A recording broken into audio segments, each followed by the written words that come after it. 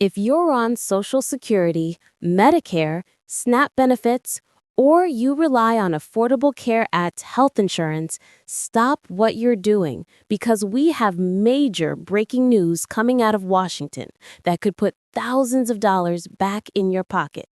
We're talking about bipartisan negotiations happening right now that could result in direct payments to 150 million Americans, extended healthcare subsidies, and increased funding for critical benefit programs.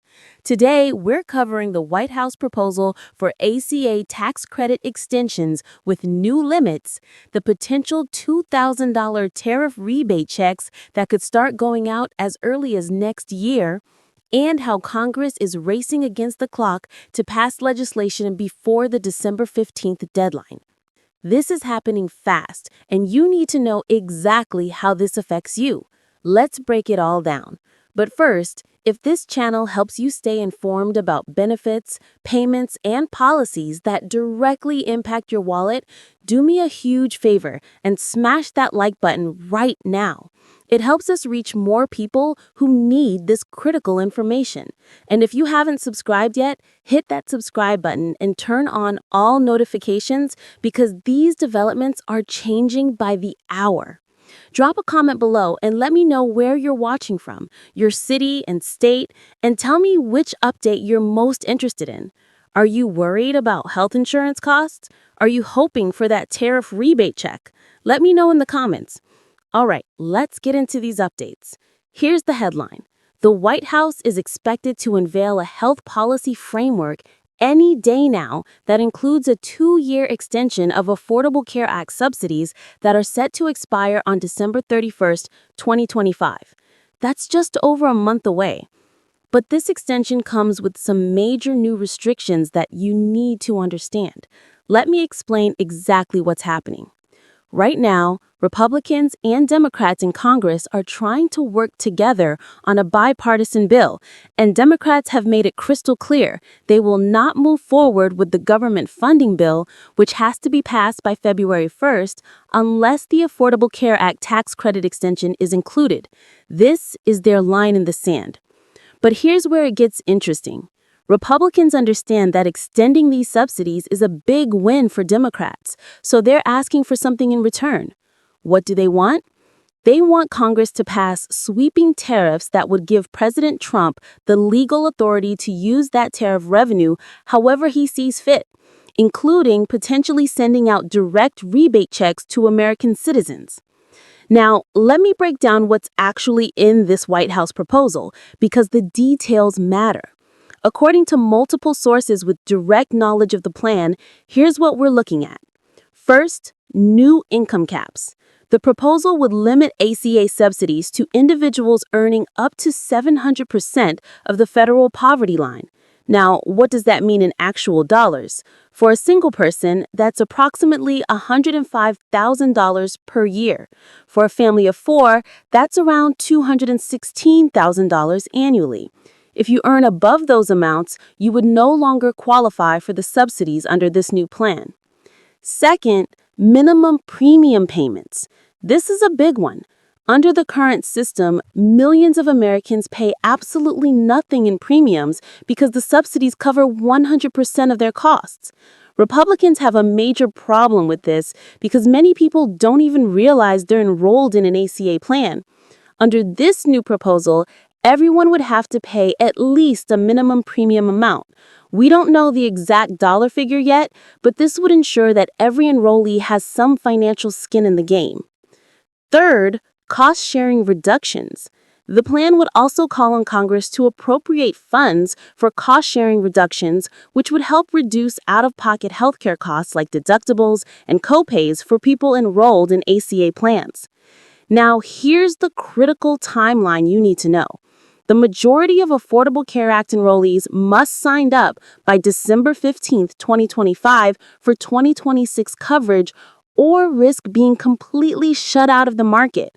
That's less than 3 weeks away from today, November 24th. We're talking 20 to 21 days before this deadline hits. And here's the problem. Congress goes on recess in mid-December for the holidays and doesn't come back until January. That means if they're going to pass this extension, it has to happen in the next 2 to 3 weeks, or millions of Americans could see their health insurance premiums skyrocket on January 1st. Let me explain why this matters so much. If these tax credits expire without an extension, here's what happens. People without subsidies will face massive premium increases. We're talking hundreds of dollars more per month. Many will drop their coverage because they simply can't afford it. And when uninsured people go to the emergency room or any hospital or clinic and can't pay their bills, guess what happens? Hospitals raise prices for everyone else to make up the difference. So even if you have employer-based insurance or Medicare, you could end up paying more because these subsidies expired. This affects everyone, not just ACA enrollees.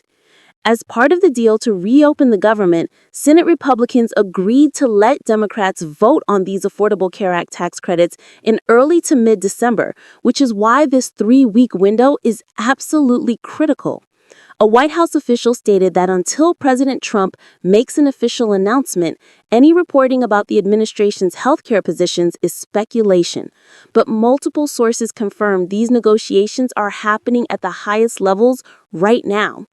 If you're currently enrolled in an ACA plan, here's what you need to do immediately. First, mark December 15th as an absolute hard deadline. Second, monitor your email and mailbox for notices from the healthcare marketplace. Third, if you earn close to that 700% poverty line threshold I mentioned, calculate whether you'd still qualify under the new rules. And fourth, be prepared to pay at least some minimum premium if this bill passes. We are monitoring this situation minute by minute, and I will update you the second we get official confirmation from the White House or Congress. You can count on that. Now, this development is directly connected to what I just told you, and this is where things get really exciting for tens of millions of Americans. President Trump has proposed using tariff revenue to send direct rebate checks to 150 million Americans. We're talking about $2,000 checks going directly into bank accounts. But here's the challenge. That would cost approximately $300 billion, and according to current projections, the tariff revenue by the end of this year is expected to be around $150 billion, only half of what's needed. So here are the options being discussed right now. Option 1, reduce the rebate amount to $1,000 per person, which would allow all 150 million Americans to receive a payment. With the current funding, Option 2, keep the $2,000 amount, but reduce the number of recipients to approximately 75 million people, targeting those who need it most based on income thresholds. But here's where the negotiations get really interesting.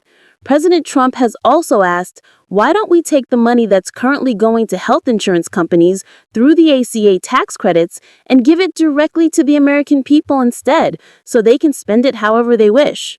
That would free up tens of billions of dollars that could be combined with tariff revenue to fund these rebate checks.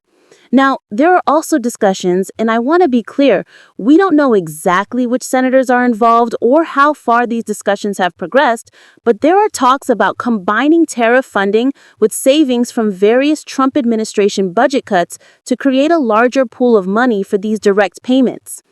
Here's what Republicans are insisting on. They want Congress to pass legislation that makes these tariffs permanent and legal. Why does this matter? Because if Congress passes it, the Supreme Court cannot rule against it. It becomes settled law, and that gives President Trump the authority to use that tariff revenue for whatever purposes are outlined in the legislation, whether that's rebate checks, paying down the national debt, or providing additional funding to SNAP beneficiaries and Social Security recipients.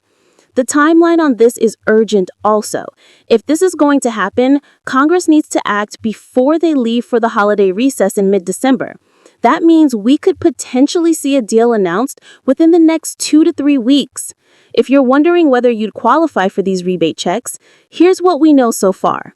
The most likely scenario is that they would be targeted to individuals earning below certain income thresholds, similar to how the stimulus checks were distributed during the pandemic.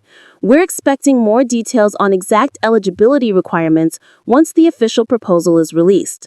And there's one more critical piece to this puzzle that directly affects benefit recipients. As part of these broader negotiations, there are discussions about including additional funding for SNAP benefits and potential increases to Social Security payments. Here's why. If the government is going to pass sweeping tariff legislation and extend ACA subsidies in one comprehensive bill, both parties want to include provisions that help their key constituencies. Democrats are pushing for enhanced SNAP benefits to offset rising food costs, particularly as we head into the winter months. Republicans are open to this if it's paired with work requirements or time limits for able-bodied adults without dependents. There are also preliminary discussions about using some of the tariff revenue or ACA savings to provide supplemental payments to Social Security recipients, particularly